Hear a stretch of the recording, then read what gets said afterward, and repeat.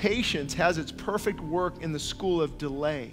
See, when God is delaying something, I'm convinced that he might keep that temptation right here. If it'll drive me to an hour or two of prayer and worship, it'll drive me closer to him. He might keep that temptation right. See, Shane, without that temptation, you're not going to come to me. Without that struggle, you're not going to come to me. You're not going to give me everything, an all-sufficient Savior. So we have to allow that delay to develop patience in our lives. Passionate prayer is the next thing. I could preach a whole sermon on this. Passionate prayer. I want you to think about this for a minute. The God of the universe, not just America, the God of the universe holds everything in place. He creates life and he sustains it. He's not a co-equal to the devil, right? We've made that crystal clear. He's not a co-equal to evil. Good sits up here, God sits up here, everybody else is created.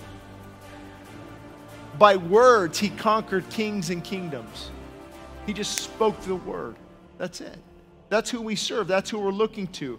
And he says, I will listen, and I will listen for hours.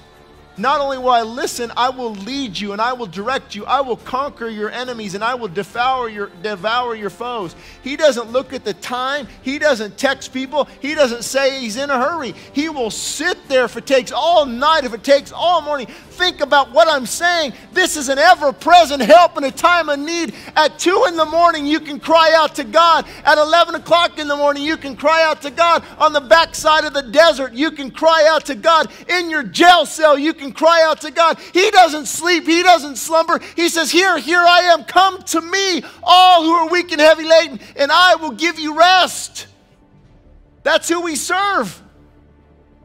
When I thought about this, it just blew my mind. He's there right now. If we just stop and say, oh God, heal our family, heal our nation, heal our church. He hears the prayers. I'm not lining up my calendar for next Monday. I'm not going to try to get a hold of him after the service. He's here right now. As you call out to him, he will answer. How do you know, Shane? Because I've seen it time and time and time again. And so if you're honest, passionate prayer.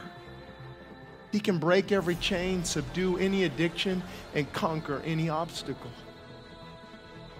See, that's the truth. And it's one thing to say the truth, and it's another thing to believe the truth that you're proclaiming. Many people say, I know that. What about when Lazarus died? You said, I'm here. He'll be resurrected. Oh, I know he will. Later on the resurrection. Jesus said, no, I am the resurrection and the life. You see, they believe later on, but when it comes to right now, the disconnect though happens. Shane, I've been praying and it's not happening. Well, yeah, that's persistent prayer. That's praying with faith in mind.